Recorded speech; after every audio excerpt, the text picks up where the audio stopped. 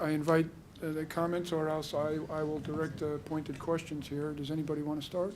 Ken Shapiro. Can you hear me okay back there? Yes, I really appreciate that sophisticated critique of the contemporary zoo, and I'll be talking about some of those issues as well. There's one point I wanted to ask about or comment on. You mentioned that the zoo should try to be a precise presentation or representation of nature, and I'm thinking that it'd be better to be very explicit to the zoo visitor that these animals are not wild animals, that they are zoo animals, and that while they in some ways are like those animals in the wild, they are not that, rather than go to the tremendous effort of trying to fake that they are truly wild animals. David, do you want to respond to that, or anyone else?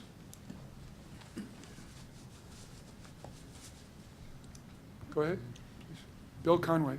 Well, I think we all know what Ken means, but in fact he's wrong. And the reason he's wrong... Could you speak to the mic, please? People can't hear. I'm sorry, isn't it close enough? But I'm afraid, although we all know what Ken means, I think he's wrong, at least in my experience. When an animal that is in a zoo can be reintroduced and finds it easy to make a living in a reasonable home, he's not just a zoo animal. And what we really have in a zoo animal is a very plastic creature, just as the animal in nature, when put in a zoo, suddenly is transformed to what you would call a zoo animal, and in many cases the zoo animal can be transformed to the wild animal. And in fact, this is happening now more and more all over the world, as more and more animals are being bred and reintroduced. And this will unfortunately be an activity that is bound to increase. So I'm not sure that calling it a zoo animal is going to solve the problem. But I do understand that you wish to make a distinction in the visitor's mind, but perhaps that isn't, perhaps it needs further definition. Yes, please. Jesse Donahue. I guess the one question I had for you, David, is that there have been plenty of biologists who've worked at zoos over the years, and plenty of veterinarians, and yet the exhibits look like the ones, some of them, not all of them obviously, but the ones that you put up there on the screen. So I guess in thinking about your model, is it maybe better to say you could use some more people in the field who have the trainings of multidisciplinary perspective, animal welfare perspective, and the politics inherent in that to get to that animal welfare vision that you're looking for? Because I'm not sure that a biology degree or a veterinarian degree does that. Yes, I fully agree. It's rare to meet a veterinarian that has a whole image view of an animal and is not just treating a symptom. And it's rare to meet biologists that have that broad view too, which is why I made the point of saying the scientists should emulate the works and the ethos of people like George Charlotte and Alan Rabinowitz, who are extraordinarily rare people, but it would be good if that was seen as the exemplar.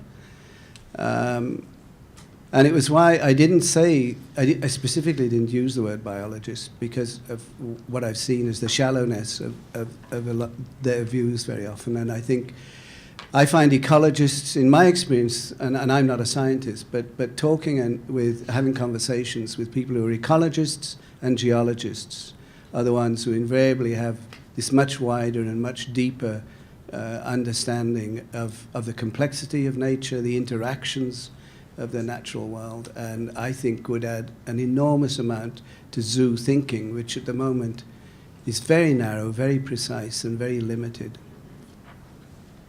Ron.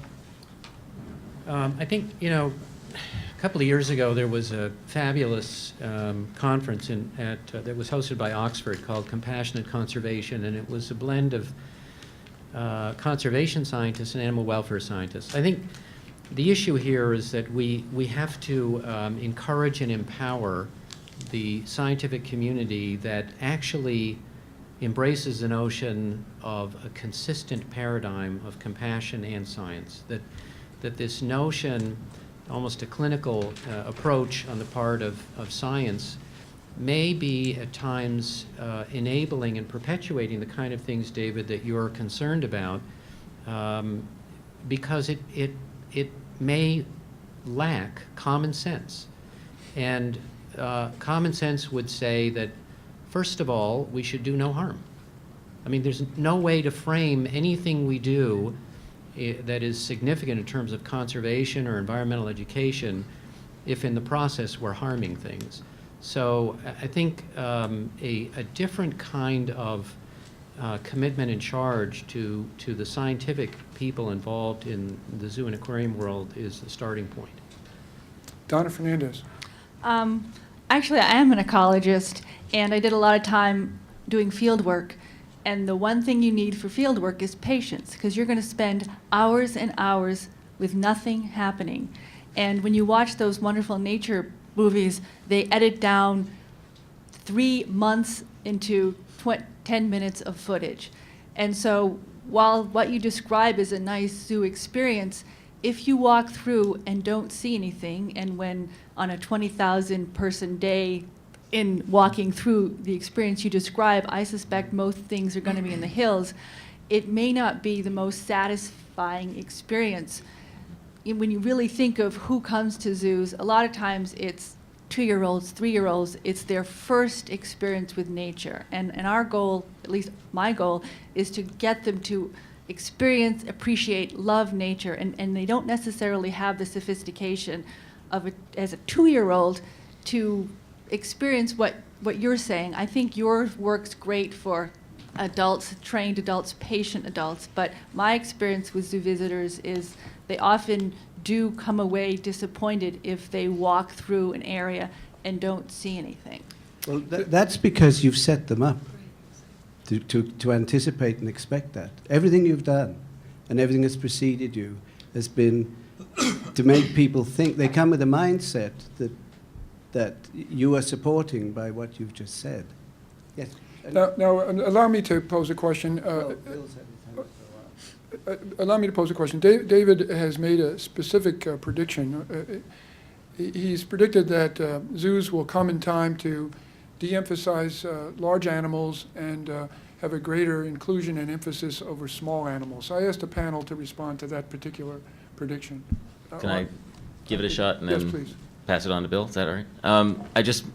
David never disappoints with something provocative, but I think that one of the descriptions of your future zoo is a simile, not a metaphor. And one of the challenges is that we are not embracing the subjective use of the zoo as a metaphor and how we are able to access it as people. That this is not about replicating a nature so that people can get a system or teaching them a biological lesson. The zoo, if it really is going to accomplish its goal, has to own its literary story, its emotional story, and the complexity of emotion. So I'm not disagreeing about scale of animals or anything about that, but I do think that we need to respect the idea that the visitor that's coming to the institution needs a tiger, because that tiger is a she. That tiger is something that they can understand cognitively and consciously as another being.